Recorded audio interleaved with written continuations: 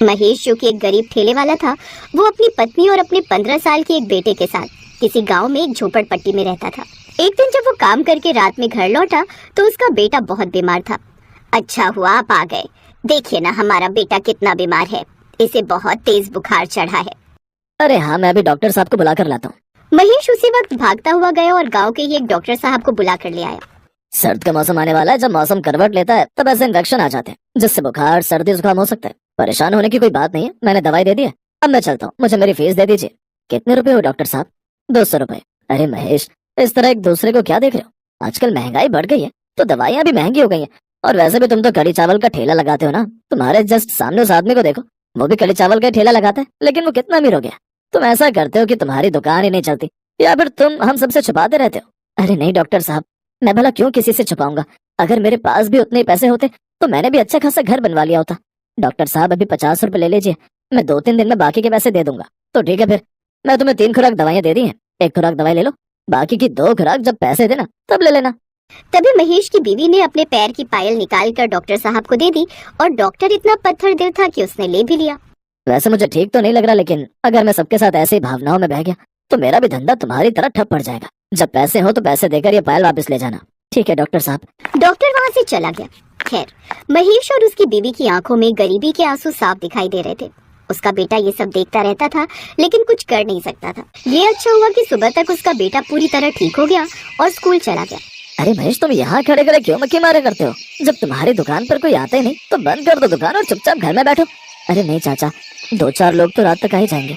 अगर मैंने ये काम भी बंद कर दिया तो हम भूखे मरने लगेंगे। बड़ी मुश्किल से मैं अपने बेटे को सरकारी स्कूल में पढ़ा रहा हूँ, उसकी पढ़ाई बंद हो जाएगी। आप बताइए, आपको कड़ी चावल दूं? अरे नहीं नहीं, मुझे कड़ी चावल बिल्कुल पसंद नहीं है, और बाहर ठेले का खाना तो मैं बिल्कुल नहीं खाता। गजरौला चाचा वहाँ से गए और सीधा सामने अमीर ठेले वाले मोहन की दुकान पर पहुँच गए। अरे मोहन, जल्दी से एक फुल प्लेट कड़ी चावल लगा दो। अरे चाचा, तुम्हारा तो रोज का काम है, देख लो यहाँ पर इतनी भीड़ लगी हुई है, सबको नंबर से मिलेगा। चुपचाप लाइन में खड़े हो जाओ और ज्यादा बकवास मत करो। अरे अरे मोहन बेटा, गुस्सा काहे कर रहे हो? ठीक है, मैं लाइन में खड़ा हो जाता हूँ। गजरौला चाचा तो कह रहे थे कि मैं बाहर का खाता नहीं हूँ, सामने वाली दुकान पर कड़ी चावल खाने के लिए लाइन में लगे हुए हैं।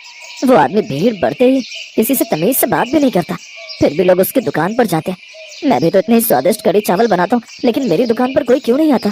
खैर, दोपहर के वक्त अचानक महेश ने देखा। मोहन अंकल, मुझे भी 1 प्लेट जरा कड़ी चावल देना। मोहन अच्छी तरह से जानता था कि ये सामने ठेले वाला महेश का लड़का है, इसीलिए वो हैरान रह गया। तुम तो सामने वाले महेश के बेटे हो ना? हाँ चाचा, अपने पिता के हाथ के कड़ी चावल तो मैं खाते ही रहता हूँ। रात में वो सारा का सारा बचा कर ले जाते हैं तो मजबूरी में मुझे खाना पड़ता है, लेकिन मैंने आपके कड़ी चावल के बारे में बहुत नाम सुना है। अच्छा अच्छा, कोई बात नहीं। छोटू, महेश के बेटे के लिए 1 प्लेट कड़ी चावल लगा दो। चाचा, मुझे पैक कर देना, मैं घर जाकर खाऊंगा। छोटू ने उसके लिए कड़ी चावल पैक किए और वो अपने घर की तरफ चला गया। उसने अपने पिता के ठेले की तरफ देखा तक नहीं। इस हरकत से महेश बहुत हैरान हो गया और उसे बुरा भी लगा। मेरे बेटे को अचानक क्या हो गया? अब मुझे लगता है मेरे कड़ी चावल में स्वाद नहीं है, इसीलिए लोग मेरी दुकान पर नहीं जाते। जब मेरे खुद का बेटा सामने वाली दुकान पर जाने लगा तो बाकी लोग मेरी दुकान पर क्यों आएंगे? तो इस तरह धीरे धीरे रात होने लगी। महेश दुकान बंद करने ही वाला था कि तभी वहाँ पर डॉक्टर साहब आ गए। अरे महेश, तुम तो दुकान बंद करने जा रहे हो? सामने वाले को देखो, अभी तक उसकी दुकान पर लाइन लगी हुई है। ऐसा करो तो मुझे 1 प्लेट कड़ी चावल खिला दो। पूरे दिन भर में रात के समय एक ग्राहक आने पर महेश को थोड़ी खुशी हुई। उसने खुशी खुशी 1 प्लेट डॉक्टर साहब के लिए कड़ी चावल लगाए। डॉक्टर साहब, 20 रुपए हुए। अच्छा, एक तो दिन भर तुम्हारी दुकान पर कोई आया नहीं, मैंने कम से कम दुकान बढ़ाते टाइम तुम्हारी दुकान पर 1 प्लेट कड़ी चावल खाए, और तुम मुझसे ही पैसे मांग रहे हो। कोई बात नहीं डॉक्टर साहब, गलती हो गई। डॉक्टर वहाँ से बिना पैसे दिए चला गया। महेश के पास ढेर सारा कड़ी चावल अभी तक बचा हुआ था। आज के बाद मैं बचे हुए कड़ी चावल खुद के घर नहीं ले जाऊंगा। मेरे बेटे मेरी बीवी को मजबूरी में मेरे कड़ी चावल खाना पड़ता है, जो कि बिल्कुल स्वादिष्ट नहीं होता। शायद मैं सारे कड़ी चावल जानवरों को खिला देता हूँ। महेश ने सारे कड़ी चावल उठाए और वहाँ जितने भी जानवर थे सभी को खिला दिए। देख रहे हो छोटू, किसी की हिम्मत नहीं होती कि मेरे सामने बिजनेस में टक्कर ले, और इस गरीब महेश ने तो मेरे ठेले के सामने ठेला लगा लिया। उसने सोचा होगा कि मुझे टक्कर दे देगा। देखो, हर रोज बेचारा सारा कड़ी चावल बेकार हो जाता है, फिर भी ये मानता नहीं। अरे छोड़ो ना चाचा, गरीबों पर ध्यान नहीं देना चाहिए, उसकी दुकान वैसे ही नहीं चलने वाली हमारे सामने। महेश की दुकान मोहन की दुकान से ज्यादा दूर तो थी नहीं, इसलिए उसने मोहन की सभी बातें सुन ली, लेकिन उसने कुछ नहीं कहा। अरे वाह, आज तो आप खाली हाथ लौटे हैं। लगता है सारा कड़ी चावल बिक गया आपका। मैंने पहले ही कहा था ना कि भगवान के ऊपर भरोसा रखिए, एक दिन सब ठीक हो जाएगा, लेकिन आप तो मेरी बात मानते ही नहीं थे। अरे क्या हुआ, कुछ बोलते क्यों नहीं? कुछ नहीं बेटा, मुझे माफ कर देना। तुम लोगों को हर दिन मेरा बचा हुआ कड़ी चावल खाना पड़ता है, इसीलिए मैंने आज सारा कड़ी चावल जानवरों को खिला दिया। आज तो एक ग्राहक भी नहीं आया। ये आप क्या कह रहे हैं? हमने कब कहा कि हमें मजबूरी में आपका कड़ी चावल खाना पड़ता था? ये सब तुम अपने लाडले बेटे से पूछो। पापा, इसका मतलब आपने मुझे देख लिया था क्या? मैं अंधा नहीं हूँ, और मोहन का ठेला मेरे ठेले के बिल्कुल सामने है। 10 किलोमीटर दूर तो है नहीं जो मुझे तो दिखाई नहीं देगा। पापा, मुझे उस मोहन के कड़ी चावल खाने का कोई शौक नहीं है। मैं कई दिनों से ये पता लगाना चाह रहा था कि आखिर उसके कड़ी चावल में ऐसा क्या है कि वो लोगों को गालियां भी देता रहता है, फिर भी लोग उसी के यहाँ लाइन लगाने चले जाते हैं। अच्छा, फिर कुछ पता चला तुझे? टीचर के साथ मिलकर लैब में इसकी टेस्टिंग करूंगा, और अगर रिपोर्ट में कुछ गड़बड़ निकला तो मैं इसे सीधा लेकर फूड इंस्पेक्टर के पास जाऊंगा। महेश इन सब झंझट में नहीं पड़ना चाहता था, इसलिए उसने अपने बेटे को मना किया, लेकिन वो माना नहीं। फिर अगले दिन फूड इंस्पेक्टर वाले मोहन की दुकान पर आए। गाँव वालों, ये मोहन अपने कड़ी चावल में ऐसी दवाइयाँ, ऐसे केमिकल्स डालता है जिससे आप लोग इसके कड़ी चावल के आदी हो गए थे। इसीलिए आप लोग बिना इसके कड़ी चावल खाए रह नहीं पाते थे, और तुम्हारे गांव का डॉक्टर ही इसे वो केमिकल ला कर देता था। इसीलिए इनका भी लाइसेंस जब्त किया जाता है। इन दोनों को कड़ी से कड़ी सजा होगी। जब गांव वालों को इस बात का पता चला तो वो मोहन पर बहुत गुस्सा हुए। खैर, मोहन का ठेला वहाँ लगना बंद हो गया। इसीलिए अगले दिन से ही अब महेश का ठेला खूब चलने लगा। लोग उसकी दुकान पर लाइन लगाने लगे। अब महेश अपने परिवार के साथ खुशी खुशी ईमानदारी से अपना जीवन जीने लगा।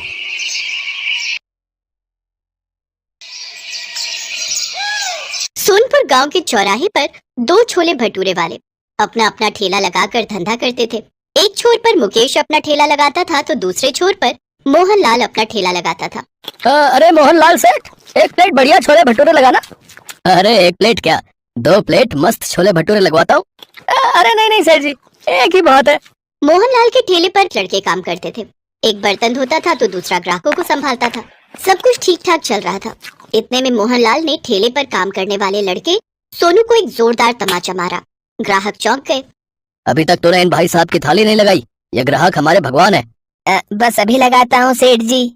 सोनू जल्दी जल्दी प्लेट लगाता है और वो ग्राहक खाने लगता है। छोले भटूरे इतने स्वादिष्ट थे कि सब लोग बहुत जल्दी जल्दी खा रहे थे। वहीं दूसरे छोर पर मुकेश के ठेले पर सिर्फ 1 या 2 ग्राहक ही मुश्किल से आते थे। अरे मोहनलाल सेठ, छोले भटूरे खाकर तो मजा ही आ गया। आपका लड़का बहुत स्वादिष्ट छोले बनाता है। सिखाया तो मैंने ही है इसे, वरना इस गवार को तो शरबत तक बनाना नहीं आता था। इसी बात पे 1 प्लेट और लगाना। देखा, मैंने आपसे पहले ही कहा था कि आप 2 प्लेट लगवाओ, पर आपने मेरी बात मानी ही नहीं। मुझे भी 1 प्लेट और लगाना। सोनू छोले भटूरे की बहुत सारी प्लेटें लगाना शुरू कर देता है, लेकिन तभी मोहनलाल सेठ उसे फिर से एक जोरदार तमाचा मारता है। अब मैंने क्या किया सेठ जी? बिना मालिक की आज्ञा के तूने प्लेटें लगाना क्यों शुरू कर दी? माफ करना मालिक, गलती हो गई। आगे से ऐसी गलती नहीं होगी। चल अब अपना काम कर, हमारे भगवान जैसे ग्राहक इंतजार कर रहे हैं। सोनू अपना काम करने लगता है और सभी के लिए प्लेटें लगाता है। वहीं दूसरे छोर पर खड़े मुकेश के ठेले पर अजय छोले भटूरे खा रहा था। उसके ठेले पर एक ही ग्राहक था जो कि मोहनलाल की सारी हरकतें देख रहा था। ये सामने वाला सेठ कुछ ज्यादा ही घमंड नहीं दिखाता। अब क्या कर सकते हैं भाई साहब, एक ठेले की बदौलत करोड़ों रुपया कमा चुका है, घमंड तो आएगा ही। लेकिन एक बात बताओ भाई साहब, जी पूछिए, आखिर उसके ठेले पर सुबह से लेकर रात तक ग्राहकों की लाइन क्यों लगी रहती है, जबकि तुम्हारे ठेले पर गिनती के कुछ ही लोग आते हैं? हो सकता है मेरे हाथों में स्वाद ना हो, सेठ जी के कारीगरों में ज्यादा स्वाद हो। नहीं भाई साहब, नहीं भाई साहब, आपके हाथों में भी जादू है। मुझे लगता है बात कुछ और है। तो इस तरह से मुकेश थोड़ा बहुत ही कमा पाता था और मोहनलाल हजारों रुपए हर दिन कमाता था। वहीं मुकेश का धंधा इतना मंदा पड़ गया कि उसकी दुकान बंद होने की नौबत आ गई। एक दिन एक बूढ़ा भिखारी मोहनलाल के ठेले पर आता है। सेठ जी, सुबह से कुछ नहीं खाया है, इस गरीब को कुछ खिला दो। सेठ मोहनलाल उस भिखारी को गुस्से से देखता है और 1 रुपए का सिक्का निकालकर उसके मुंह पर मार देता है। ये ले पकड़, अब भाग यहाँ से। 1 रुपए में तो बिस्कुट भी नहीं मिलेगा सेठ जी। अच्छा, तो क्या तुझे लाखों रुपए दान कर दूं? हैं? निकल यहाँ से, देख नहीं रहा यहाँ सैकड़ों लोग लाइन लगा कर खड़े हैं। टाइम खोटी मत कर। मुझे पैसे मत दो, बस कुछ खाने को दे दो। तो पैसे निकाल और छोले भटूरे खा ले। अगर मेरे पास पैसे होते तो आपके सामने भीख क्यों मांगता सेठ जी? आपकी दुकान का नाम करोड़पति छोले भटूरे वाला है। थोड़ा सा आप मुझे भी खिला दोगे तो आप गरीब नहीं हो जाओगे। इतने में सेठ अपने दूसरे लड़के को जोरदार तमाचा मारता है। तो इतनी देर से देख रहा है कि ये 2 कौड़ी का भिखारी मुझसे बहस कर रहा है और तो चुपचाप तमाशा देख रहा है। भगा इसको यहाँ से। वो लड़का भिखारी के पास जाता है और चुपके से उसके कान में बोलता है, बाबा आप यहाँ से चले जाओ, वरना आपके चक्कर में मेरी नौकरी चली जाएगी। वैसे भी आजकल बेरोजगारी इतनी है कि नया काम मिलना बहुत मुश्किल हो गया है। मैं अपने सेठ की तरफ से आपसे माफी मांगता हूँ बाबा। कोई बात नहीं बेटा, तुम सब लड़के एक दिन बहुत तरक्की करोगे। तुम लोगों की वजह से ही तुम्हारा सेठ करोड़पति बना है। खैर मैं चलता हूँ। वो भिखारी वहाँ से सीधा मुकेश के ठेले पर चला जाता है। मुकेश जल्दी से एक प्लेट छोले भटूरे लगाता है और उस भिखारी को बड़े ही प्यार से खिलाता है। भगवान करे तेरा धंधा खूब फले फूले। बाबा अभी तो मेरी बोहनी तक नहीं हुई है, पैसे तो नहीं है, पर अगर आपको भूख लगी है तो आप छोले भटूरे खा लीजिए। ठीक है बेटा। बेटा वो सामने वाले ठेले का नाम करोड़पति छोले भटूरे वाला क्यों है, क्या तुम बता सकते हो? बाबा क्योंकि वो कई सालों से ये धंधा कर रहे हैं, मुझसे ज्यादा एक्सपीरियंस है उन्हें। उन्होंने करोड़ों कमा लिए हैं, इसीलिए लोग उन्हें करोड़पति छोले भटूरे वाला कहने लगे। तब से उन्होंने अपनी दुकान का नाम करोड़पति छोले भटूरे वाला रख लिया। पर सही मायने में तुमसे बड़ा करोड़पति कोई नहीं है बेटा। इतना कहकर वो भिखारी वहाँ से चला जाता है और थोड़ी दूर पर किसी गली में खड़ी एक कार के अंदर बैठ जाता है और वहाँ से चला जाता है। मुकेश ये दूर से देखता है और उसे ये बात बहुत अजीब लगती है। अजीब है, गाड़ी है तो फिर खाने का भीख क्यों मांग रहा था? तभी मोहनलाल मुकेश को टॉन्ट मारने लगा। क्यों रे मुकेश, चूना लगाकर चला गया ना? कितनी बार कहा है तुझे कि यहाँ से ठेला लेकर चला जा। तू मेरा मुकाबला नहीं कर सकता। जब तक मेरा ठेला यहाँ है तब तक तेरे छोले भटूरे बिक ही नहीं सकते। मोहनलाल हर रोज ऐसे ही मुकेश को टॉन्ट मारता था। मुकेश को बहुत बुरा भी लगता था, लेकिन वो बेचारा भी क्या ही करता, घर की जिम्मेदारी थी उस पर। हाँ हाँ मोहनलाल भाई, तुम भी सुना लो, लेकिन याद रखना सबका दिन आता है। तेरा तो दिन कब का ढल चुका है रे, अब अंधेरा ही अंधेरा है। मुकेश दुखी हो गया। मुकेश भटूरे तलने के लिए अच्छे तेल का भी इस्तेमाल करता था और यही करते करते वो गरीब होता जा रहा था। एक दिन मुकेश की बीवी ने उसे कह दिया, सुनो बहुत हो गया, अब मैं ऐसे नहीं रह सकती। छोले भटूरे बिकते नहीं तो क्यों जाते हो बार बार? घर में राशन नहीं है, हम क्या भूखे मरेंगे? आज अगर राशन नहीं लाए तो मैं ये घर छोड़कर चली जाऊंगी। मुकेश ठेला लेकर उसी जगह पर चला गया, लेकिन उसका एक प्लेट भी छोला भटूरा नहीं बिका। दोपहर को वो मोहनलाल के पास पैसे उधार लेने चला गया। मोहनलाल भाई कुछ पैसे उधार दोगे? मैं बहुत जल्दी लौटा दूंगा। आ गया ना औकात पर। अरे जा जा भाग यहाँ से, मैं अपने सगे बाप को भी उधार नहीं देता, तुझे क्या दूंगा? मुकेश का मोहनलाल ने बहुत अपमान किया। मुकेश अब हौसला खो चुका था। तभी वहाँ वो गाड़ी आकर रुकी। उस दिन वो भिखारी जिस गाड़ी में बैठकर चला गया था, उस गाड़ी से एक सेठ बाहर निकला। वो सेठ सूट बूट में था। उसे देखकर ही लग रहा था कि वो सिर्फ करोड़पति नहीं अरबपति है। मोहनलाल ने सोचा कि वो अमीर सेठ उसी के ठेले पर आ रहे थे, लेकिन वो सेठ मुकेश के पास चले गए। पहचान रहे हो मुझे? मैं वही हूँ जो उस दिन भिखारी के रूप में आया था। अरे हाँ हाँ, आप तो बड़े साहब निकले, लेकिन मेरे पास क्यों आए हो सेठ? और उस दिन वो भिखारी बनके? बताता हूँ, असल में मैं एक बहुत बड़ा बिजनेसमैन हूँ, बहुत सारा बिजनेस है मेरा। अब मैं छोले भटूरे का फ्रेंचाइजी खोलना चाहता हूँ, लेकिन छोले भटूरे के बारे में मैं कुछ नहीं जानता। इसीलिए मैं उस दिन छोले भटूरे खाने निकला था। भिखारी के रूप में इसलिए निकला था क्योंकि गरीब बनकर ही लोगों के नियत का पता चलता है। मैं घमंडी लोगों के साथ व्यापार नहीं करता। तुमने मुझे प्यार से खाना खिलाया, इसीलिए मैं तुम्हारे साथ पार्टनरशिप करना चाहता हूँ। लेकिन मेरे छोले भटूरे से ज्यादा स्वादिष्ट तो मोहनलाल सेठ के छोले भटूरे हैं। वो पुराना तेल इस्तेमाल करता है, साथ में कुछ ऊट पटांग चीजें भी डालता है, जिससे हेल्थ खराब होती है। मेरी दुकान में अमीर लोग खाने के लिए आएंगे, उन्हें टेस्ट के साथ साथ हेल्थ भी चाहिए।